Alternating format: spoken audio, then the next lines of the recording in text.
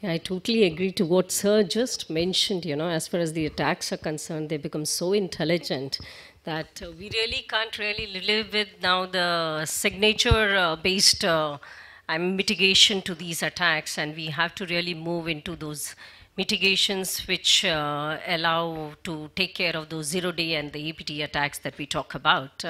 And we want on the fly signatures to be actually generated, and right at the entry of our entire systems in place, we should be able to detect. So I think there's a huge innovation in terms of how you, though you do have some technologies available, how do you apply it, implement it? That's the bigger challenge that we're going to see today.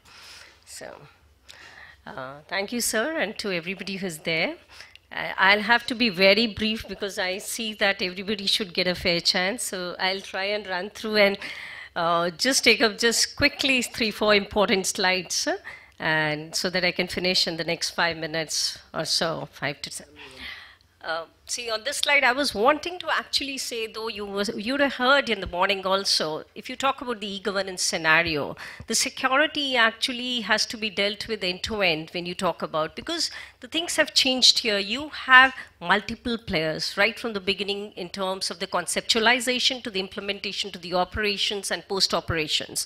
So you're right from the consultants to the facilities management. So there is of players, you have set of SLAs, you have certain contracts.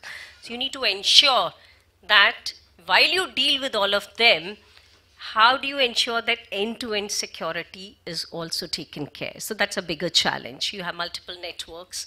So the environment moves across, like I could be delivering services across the country at different front ends, where my backend could be sitting in some remote place, with the data center. So I broadly wanted to bring, and Sir has already mentioned about the kind of threats which are there, and they become a big challenge. In fact, before I came, I thought, let me go to the certain website and just pick up what is available, the latest bulletin of theirs we talked about. I mean, this is showing the kind phishing and all, but the important point here, if you see, is the bots, the infected computers.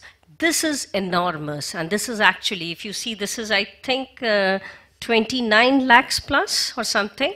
So that shows that how we are actually an entry point. With these bots, you can infect many more. So that's a challenge which we need to look and address, Then going on to, of course, this I'm sure everybody would have seen.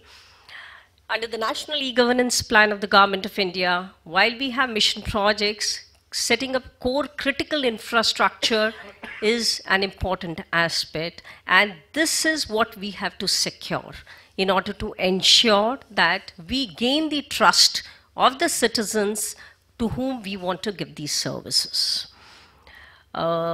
I thought maybe I should, Sir, also mention, sir, though I will not get into the details of the routers and IPS and IDS considering the time constraint, but I just wanted to give you a snapshot as to when you talk about security, as we all know, it goes end to end, right from the physical to the network to the applications, and you need to have the necessary processes and all.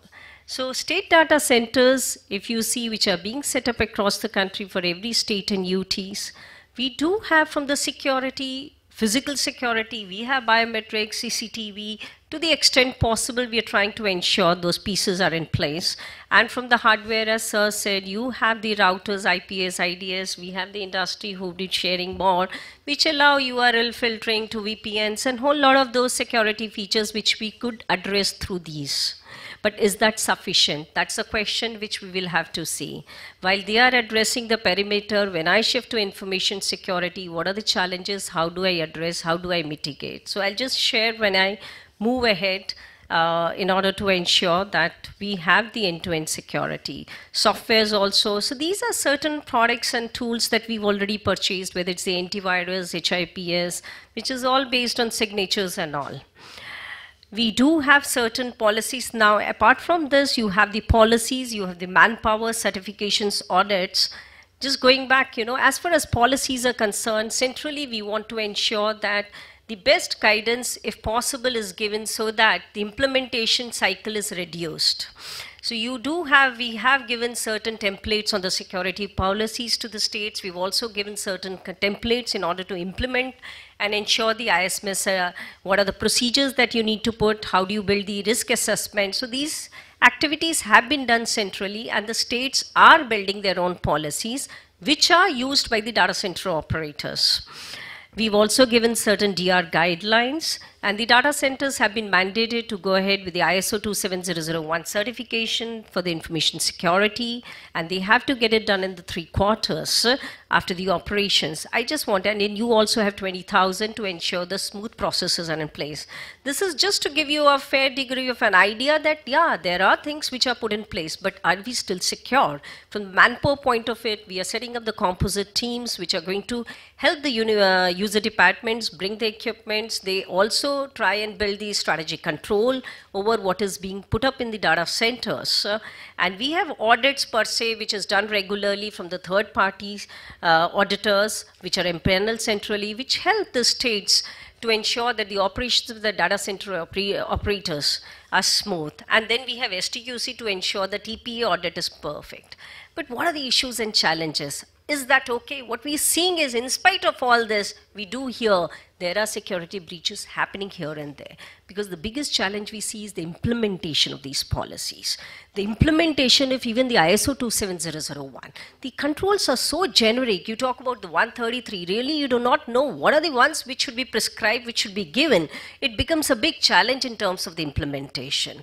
So that's something we see. And the trained professionals, which we all agree, because that's a bigger challenge, who understands the security, who understands that if I don't do it, I don't give my password to somebody, I mean, there'll be bigger challenges. We have these, you talk about even the PKI in terms of signatures, they are normally being given actually on behalf of some, I mean, the authentic user, somebody else is signing it. So these are very big challenges we have.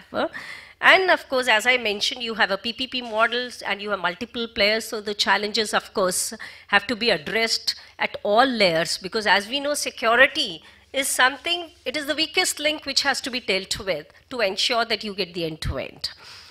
So getting on to the next important thing is, while I said what we've done in terms of the perimeter security, we need to move into the information security. So there are some initiatives in terms of the SIM that we're trying to put in place. We want to ensure that we're trying to see what are the new tools we need to bring in so that the analysis of the logs can happen from collation of these logs, and for the regulatory purposes and compliance, so the mitigation is much faster. Similarly, we've all been trying to see the traffic which is coming from outside to the data centers inside. But the important thing is to see, is my sensitive data going out? Whether it's a pen drive, whether it's a print copy or whatever it is. So it's important to see, so this is where you have the DLPs, we call the data loss prevention. So this is something which you're also trying to see, do we need to address, because we see the implementation is a challenge. The policies that you need to implement is a bigger challenge. Do we have the people? How do we implement? But while those have to be taken care, you'll have to see these new implementations to be there. The next, of course, we're also talking about the Security Operations Center. We're trying to see what kind of a structure that you need to put in the country. You have a state level, you have a central level. So certain is talking about a national cyber security cell under which they want to have this kind of thing. But it's important because as you are enabling with the EDS bill coming, whole lot of data getting onto the E-enabled, it's important that you actually have systems in place which help proactively monitor and give the necessary guidance and the directions and the advisories. Apart from that, mitigate those risks to the extent possible. If you see in the journey, I'm also showing cloud and the NII part of it. Quickly, see, cloud, I don't think I'll get into any of these. What happened to that? Oh, gosh. It's all gone. I don't know where it's gone. I'll just, as far as cloud, we all know the definition. We're talking about pay-per-use kind of a thing. You want to move to the electricity or those kind of billing, that I don't want to buy something. On demand, I should be able to provision the services. And it should be able to scale it, reduce it. Okay, so we're talking about those. Now, there are a whole lot of benefits. I have existing infrastructure. How can I optimally use it? How can I immediately give services in the SaaS model and those? But what are the risks? Now, what we've actually seen is the risk, of course, goes right from you've actually moved from physical server into a virtualized environment. the whole risk starts there itself. One VM does not talk to the another VM. That's where you start the basic. Then your policies become dynamic. You have to ensure, because when you move from one zone to the another zone, the necessary policies along with the VM also move. So that's an implementation at a private cloud. But then you have larger issues as you move, whether it's the data and privacy related, security related issues. Is my ownership being maintained? The access is not I'm given the necessary access. Is the provider actually trying to ensure that the necessary audits are being done properly? Now, if the provider closes because of some reason, can I actually get my data? So the disaster recovery situation, and if I get into a public cloud, whole lot of legal and regulatory issues will also come up, which if I'm into a certain other jurisdiction, then which are the laws which are going to govern? So I think the challenges increase when you move into a cloud.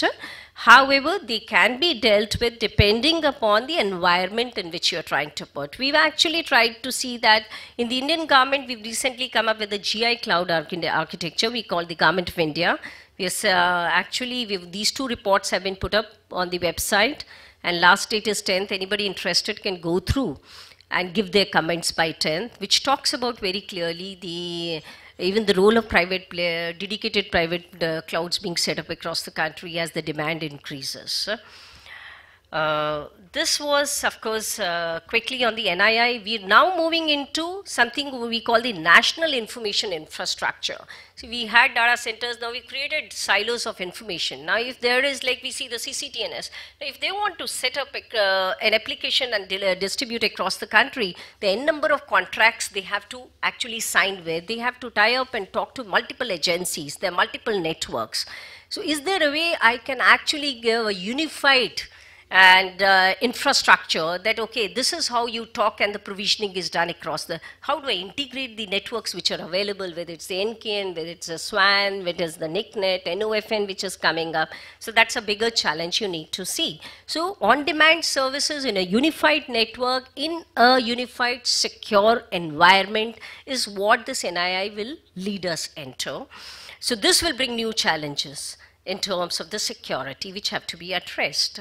And these are some of the organizations that already showed that crisis management plan, which is an excellent plan which talks about the chief security information officers within the department. But again, implementation is a challenge. That's where we have to see what are the ways we can do it. So I've just listed, not going beyond in this. And this was my last slide on the takeaways. What we know is, we know this is a process, security. You can never get a perfect security. And since things are evolving, we need to see how do you balance the protection and the availability. I don't go and kind of encrypt each email. If I do, he'll say my email has become very slow or something. So what is the balance in terms of the access? We'll have to look into. And there has to be some baseline policy. Every scheme can add to it, but you need to ensure that there is a basic framework which is available for the country. And then training tools, which I've already said. This last I had just mentioned because I realize people who implement the PKI in applications are unaware that as per the IT Act amendments, the certifying authorities only have a mandate to keep the public key certificates, the digital certificates for 7 years. Which means if you have applications and you want to verify them, so the CRLs, the root chain or the certificates, they will not be available after 7 years to you. You need to have your own repository. I just wanted to flag because this is missing in various projects that I see. Thank you so much.